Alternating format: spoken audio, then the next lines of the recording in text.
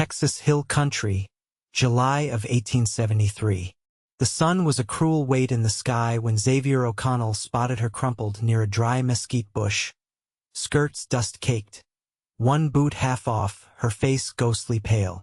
His horse, Flint, tossed his head and snorted, uneasy as they slowed, but Xavier was already swinging down from the saddle, Hart kicking hard against his ribs. "Miss?" he called out, kneeling beside her. She did not stir. He touched her shoulder gently. Her skin was hot, dry, too dry. Her lips were cracked, her breathing shallow. It was over 100 out here, and she had no hat, no canteen, not even a shawl for shade. "Damn it," he muttered, unstrapping his own canteen and easing her head into his lap. He tipped the water slow, letting a few drops fall against her lips. Her mouth twitched. A breath rattled out of her. "That's it. Come on back now." Her eyelids fluttered, then opened just a crack. Her eyes were green, glassy, and dazed. "Water," she whispered. "I got you," Xavier said, bringing the canteen closer. "Just sip, all right?" She drank like she had been lost for days. He let her have a little more, then stopped her gently. "Too fast and it will come back up. Let me help you sit." He eased her upright against his chest, her body limp. She felt small in his arms, but there was a weight to her too, like someone who had carried too much for too long. "What is your name?" he asked her. She blinked slowly. "Della. Della Hart." "You out here alone, Della?" "My wagon," she said, her voice rough. "It broke 2 days ago, I think. I could not fix the wheel. Tried walking. Her head lolled. Xavier caught her. Hey, you stay with me. I'm going to get you out of this heat." He lifted her carefully and laid her across Flint's saddle. He walked beside the horse, one hand steadying her. His ranch was a good hour's ride, tucked beside a creek that still ran cool even in July. He glanced at the sun. They would make it. And they did. By the time they reached the shaded porch of his small ranch house, Della was awake but weak, her head resting against his shoulder. He carried her inside, laid her on the cot near the hearth, and went to fetch cold water from the spring house. When he knelt beside her again, she was looking at him. "You saved me," she said, her voice still hoarse. He dipped a rag and pressed it to her forehead. "Looks like it." "Why?" Xavier met her eyes. "Because no one should die alone in the dirt." Something shifted in her face. Tightness eased, just a little. He saw then how young she really was, maybe 22 or 23. Her cheeks, if not for the sun scorch, would have held a softness. Her hands were scraped and blistered. Her dress was worn, but clean. She had not come from nothing. "Where were you headed?" he asked. She looked away. "Past Kerrville. I was gonna find work. I lost everything back in San Saba." He waited. "My father died in spring. My brother left for Nevada. No word since. I had nothing keeping me. And the wagon? Borrowed from a neighbor. I meant to bring it back." Xavier nodded slowly. "You got anyone looking for you?" "No." He stood and poured more water into a tin cup, handed it to her. She took it with shaking fingers. "Thank you. You can rest here a few days. I have food, water, a roof. That all right with you?" She looked up at him again then. Really looked. "It is." He gave her a small nod and walked outside, needing air. But as he leaned against the porch post and watched the breeze stir the mesquite leaves, her face stayed with him. Not just the way he had found her, but something in the way she had met his kindness, like she had not expected it. Like it had been a long time since anyone had cared if she lived or died. That night he made a simple stew and she ate every bite. She sat at his table, eyes drifting now and then to the door, like she still could not believe she was safe. "You run cattle?" she asked quietly. "Used to." Now I keep horses. Train them for folks down in Bandera. She nodded. You live alone? I do. She hesitated. You always take strangers in like this? No, he said. Only the ones I see dying in the dirt. She gave a faint smile. The first one he had seen from her. The next morning she woke before he did. He found her out by the water trough, washing her hands, face, arms. She had tied her hair back. There was a quiet stubbornness in the way she moved, like she had decided she would not be a burden. You do not have to work, he said. She glanced over her shoulder. I need to. He did not argue. He just handed her a clean towel. Over the next 3 days, she helped wherever she could. Sweeping, mending, feeding the chickens. She moved slow, still regaining her strength, but she never stopped. One evening they sat on the porch. The sky was streaked with pink and gold, the cicadas loud in the trees. She sat with her knees pulled up, arms wrapped around them. I was not always alone, she said softly. I was engaged once. Xavier looked at her. He left when the crops failed. Said he would send for me. Never did.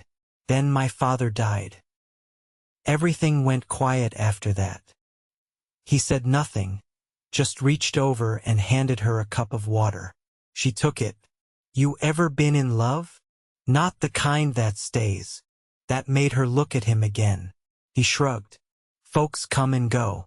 Most go. She stared at the horizon a long time. I do not want to keep going. He turned toward her. Then stay. She blinked. Here. You do not owe me anything. But if you need a place, this one is yours. Her eyes went wet. She looked away fast, but he saw it. Della, he said gently.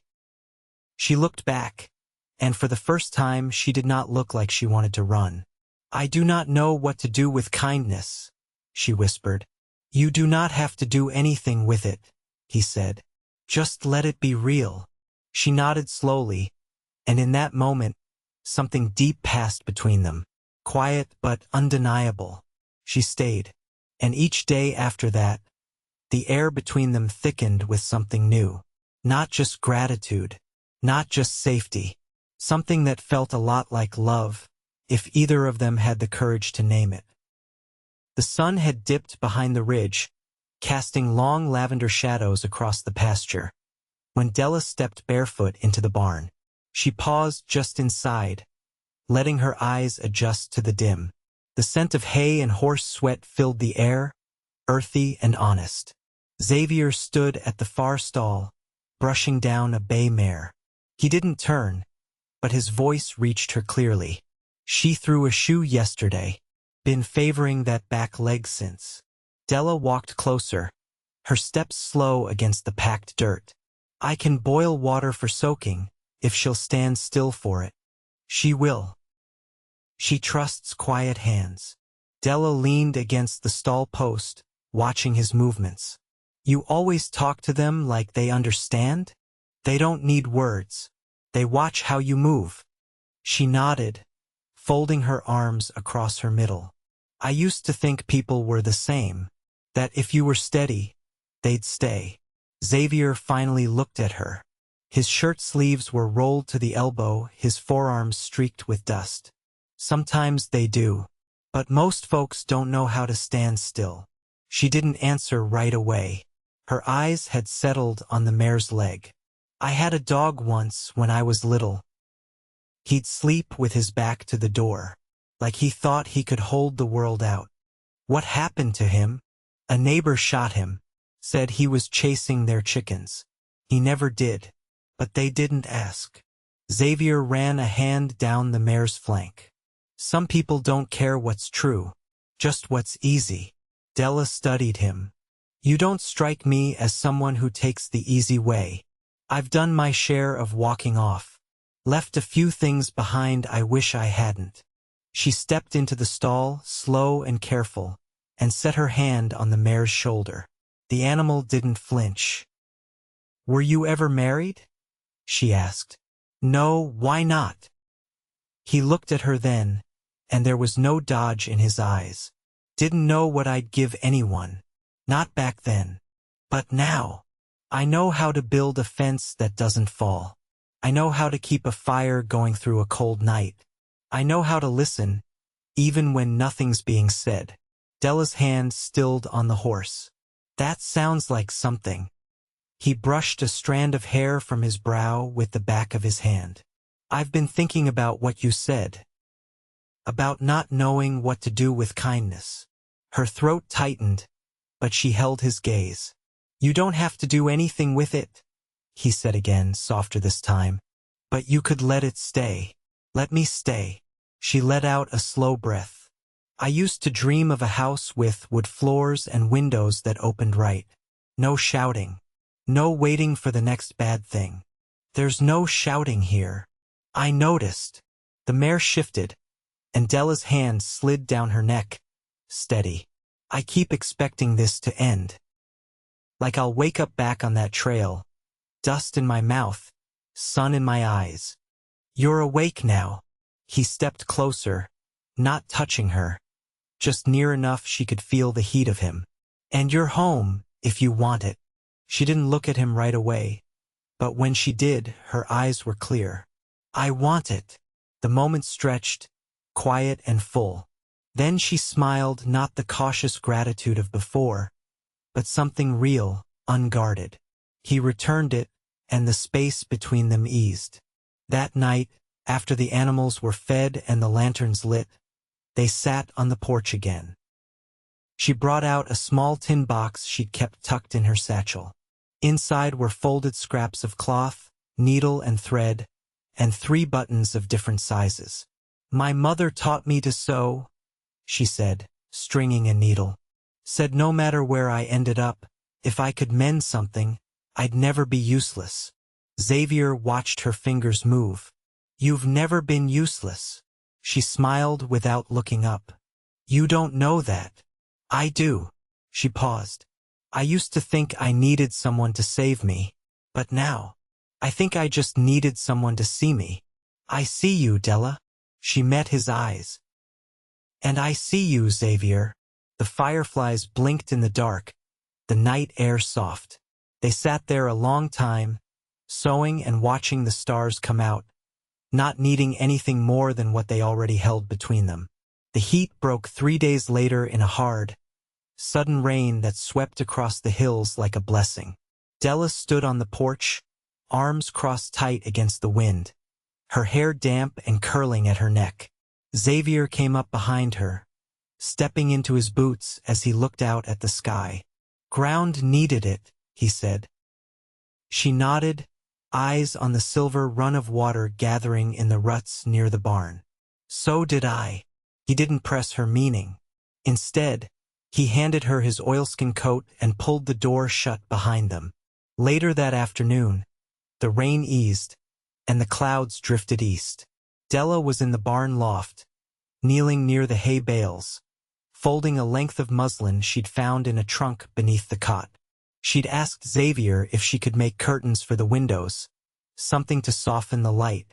He'd only said, "If you want to, it's your time." From below, his voice rose.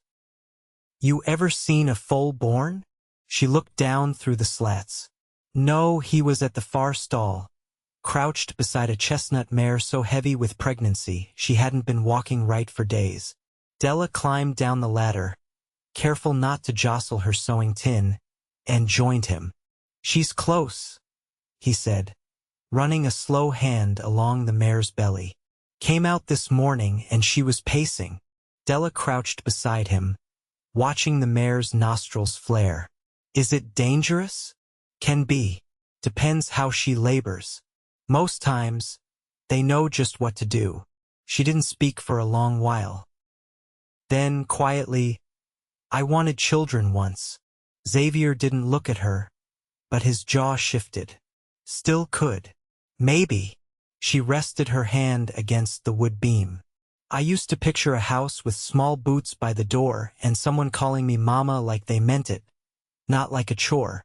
He didn't answer. He didn't need to. The mare shifted, groaning low. Xavier stood, wiping his hands on a cloth near the stall door. "We'll stay close. She'll want quiet." They kept watch as the light faded. Della fetched water, Xavier checked the feed. The quiet between them wasn't empty. It held something steady, something that grew stronger with each shared glance. That night, Xavier lit the stove while Della sat at the table, rolling dough for biscuits. She worked the flour with careful hands, sleeves rolled high, her fingers dusted white. "You always knew you'd end up out here?" she asked. He stirred beans in the pot. "Didn't have a plan, just didn't fit anywhere else." "Is that why you stayed alone so long?" He set the spoon down. "I stayed alone because I didn't trust myself to keep anyone." She looked up from the dough. "Do you now?" His eyes met hers. "I trust you." The only sound was the stove crackling and the wind slipping around the eaves.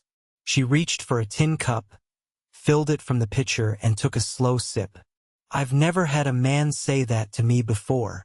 I've never had a woman earn it the way you have." She smiled then, small and sure. "That's the kind of thing you don't forget." The next morning, the foal came just after sunrise, slick and trembling, legs too long for its body. Della stood at the stall, watching the miracle unfold, her hand resting lightly on Xavier's arm. Neither of them spoke. After, they walked the fence line together. The storm had knocked down a few posts, and Xavier carried the hammer while Della handed over nails. At one point, she stopped short beside a clump of wildflowers pushing up through the mud.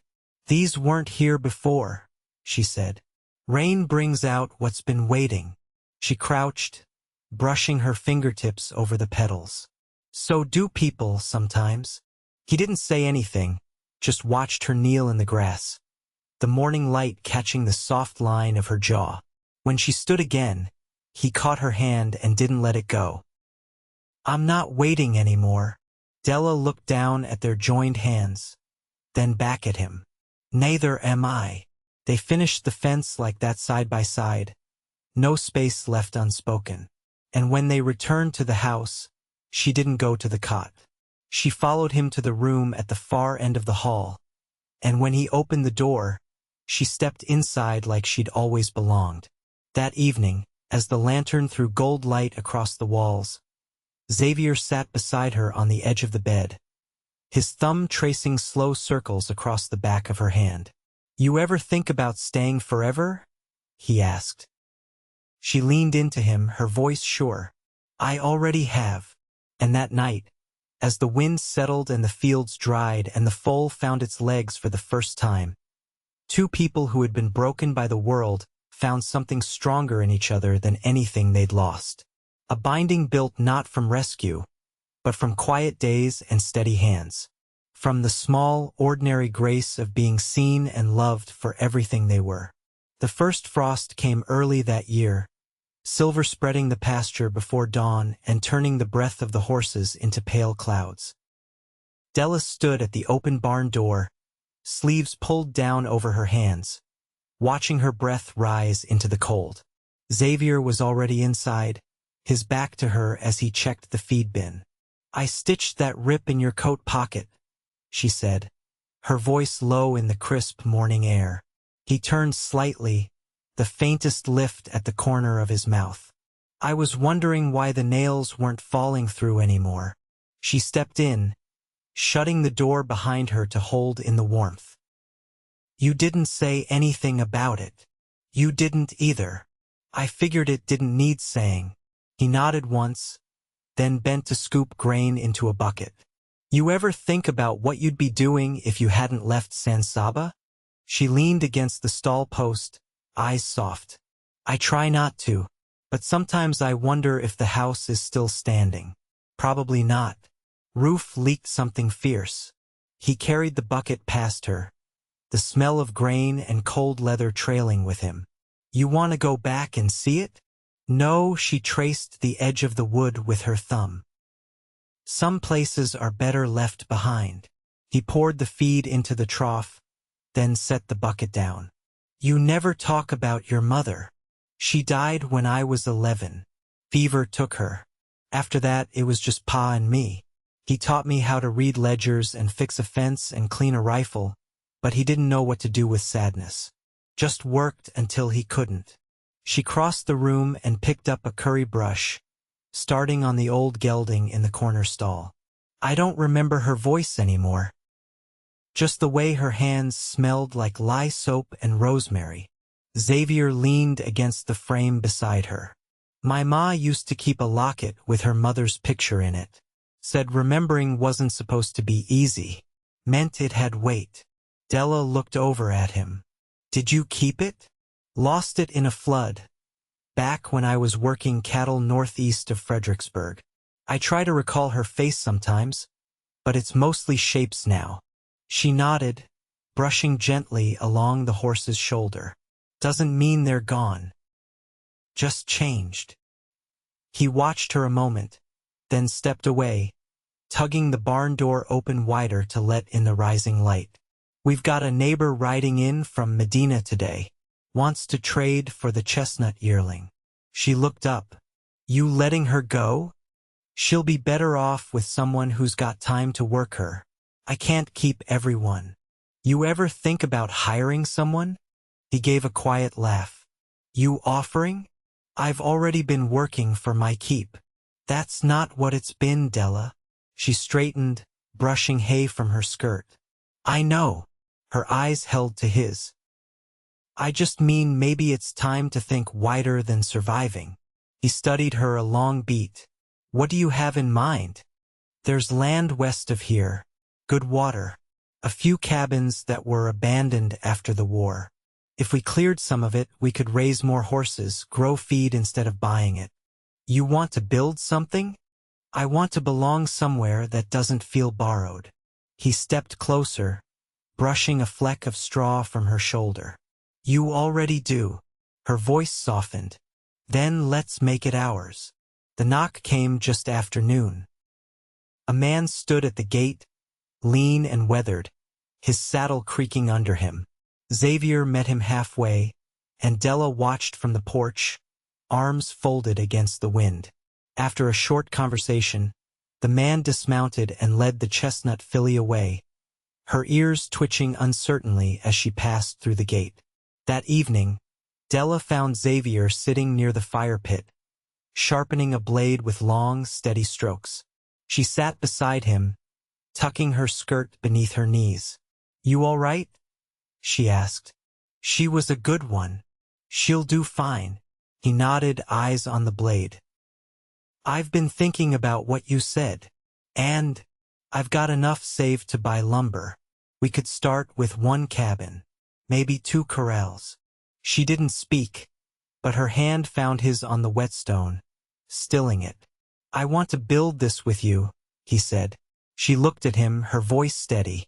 Then let's begin. That night, they marked out the edge of the land by lantern light, the stakes driven deep into the soil. There was no ceremony, no grand moment. Just 2 people standing side by side under a sky wide enough to hold all they'd been and all they meant to be. And when they lay down, it was not in the cot or the corner of a borrowed room, but in the space they'd claimed together, heart steady and hands warm beneath the quilt she'd pieced from her old skirts and his worn shirts. Outside, the frost was already creeping back across the earth, but inside the walls they were raising, the warmth held. The first boards of the new cabin went up beneath a sky swept clean by winter wind.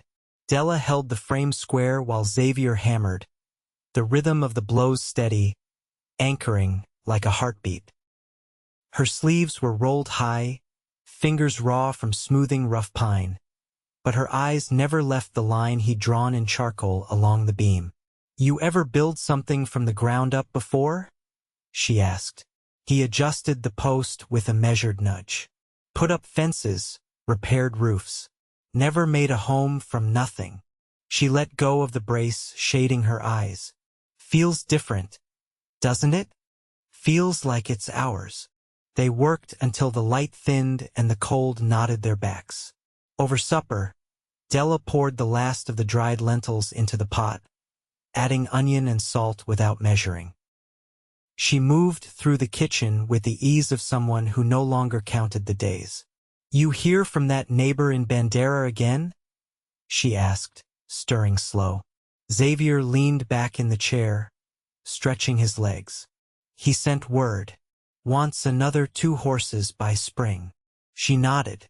"We'll have enough if we start breaking the dun and the black gelding next week.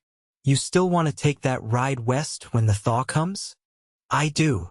She set down the spoon, eyes on his. "But only if you come with me." He didn't answer right away. Then, "I'm not sending you anywhere I wouldn't go myself." They sat quiet after that, the kind of quiet that comes when everything has already been said in full. The stew boiled low, the lantern hissed. He reached for her hand, just once, and she laced her fingers through his without hesitation. The next day, she found the locket in the bottom of his tool chest, wrapped in oilcloth. The picture inside had faded near to nothing, but she didn't ask who it had belonged to or how it had come back to him. She just left it on his pillow, and when he found it that night, he held it a long time without speaking. By February, the walls were up and the roof beams set. Della planted root vegetables in the thawed corner by the creek, her skirt hem heavy with mud. She didn't complain when the wind bit through her shawl, only worked faster, cheeks flushed with cold and purpose. One evening, Xavier came in from the pasture with a limp in his left leg. She set down her needlework and crossed to him without a word, brushing the dirt from his coat before she eased him into the chair. "Horse kicked the gate when I wasn't looking," he said. "You need a poultice?" "Already made one. Just stiff."